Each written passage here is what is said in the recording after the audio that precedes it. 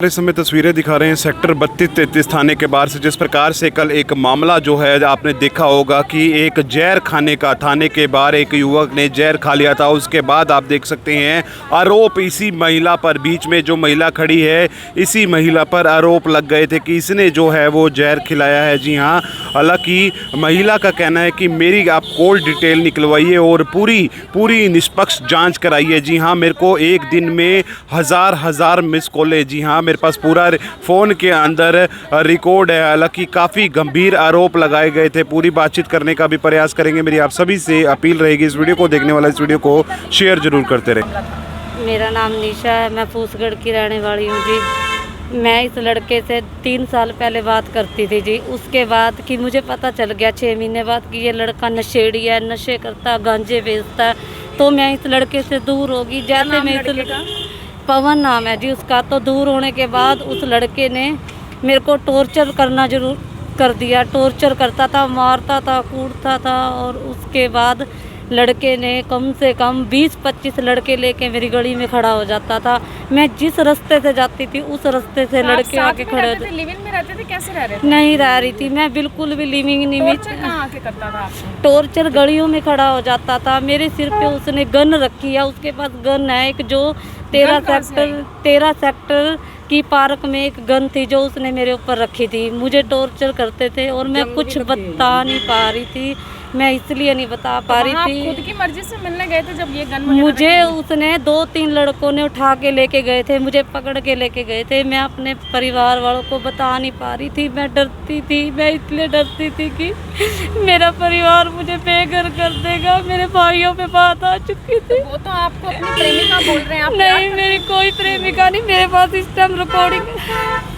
तो आप बात क्यों करते थे फिर ऐसे इंसान से? बात नहीं करती थी मैं उसके साथ, कुछ भी नहीं करती। जबरदस्ती था। वो मुझे कहता था कि मैं तुझे पाना चाहता हूँ। कितने बच्चे हैं आपके? मेरे पास 2 बच्चे हैं, मैं तेरे साथ शादी करना चाहता हूँ। मैंने उसको बोला मैं तेरे साथ शादी नहीं कर सकती, मैं तेरे साथ रहना नहीं चाहती बिल्कुल भी। तो आप पार्लर में काम करती हैं? मैं पार्लर में काम करती हूँ। मेरे पार्लर में आके टॉर्चर करना, मारना। और कल तो उसने ऐसा किया कि मेरे पार्लर की लड़कियों को भी मार के गया। मुझे कब आया था आपके पार्लर में? कल परसों शाम को आया था। परसों जब मैं एप्लीकेशन लेके आई थी तब वो लड़का आया था। थाने में क्या हुआ? जहर किसने किसको पिलाया ये बताओ। जहर ऐसा था जी, मैंने इसके पेरेंट्स को फोन करा परसों। मैंने कहा तुम आ जाओ। रहने वाले लड़का सलारू का जी। और उसके बाद मैंने पेरेंट्स को फ़ोन करा। मैंने कहा ऐसे ऐसे बात है, आप अपने लड़के को समझा लो। इसके पेरेंट्स ने बोला तू जहाँ मर्जी जा रंडी, मतलब उन्होंने बहुत गलत बोला कि हम नहीं आते, ना हमारा कोई मतलब है। हमने बेदखल कर दिया उसको। और उसके बाद मैंने फिर पुलिस में आके एप्लीकेशन लिखवाई। फिर उन्होंने अगले दिन बुलाया लड़के को बुलाने के बाद और ये सब आगे कम से कम उसके 25 बंदे आए और मैं अकेली थी, क्योंकि मैं डर रही थी। मेरे को ये था कि मेरे परिवार को पता चल जाएगा तो मेरी बदनामी होएगी। मैं अपनी इज्जत से डर रही थी। मेरे यहाँ क्या हुआ कल? हाँ जी, 25 बंदों में ना उसके भाई ने एक रिकॉर्डिंग सुनाई, एक नहीं 4 रिकॉर्डिंगें सुनाई, जिस रिकॉर्डिंग में ये बोल रहा है कि मैं प्रॉपर्टी के बारे में बोल रही, मतलब ये लड़का मुझे ही गलत बोल रहा है। और उसके बाद पता क्या हुआ जी, वो 25 बंदों ने जैसे सुन लिया ना कि ये लड़का गलत है, वो 25 के 25 उठ गए। वो उठ के बाहर आगे भी हमारे बस का नहीं, इसको अंदर करवा दो। उस लड़के से उसका कड़ा भी पर्स भी लेके उन्होंने रख लिया।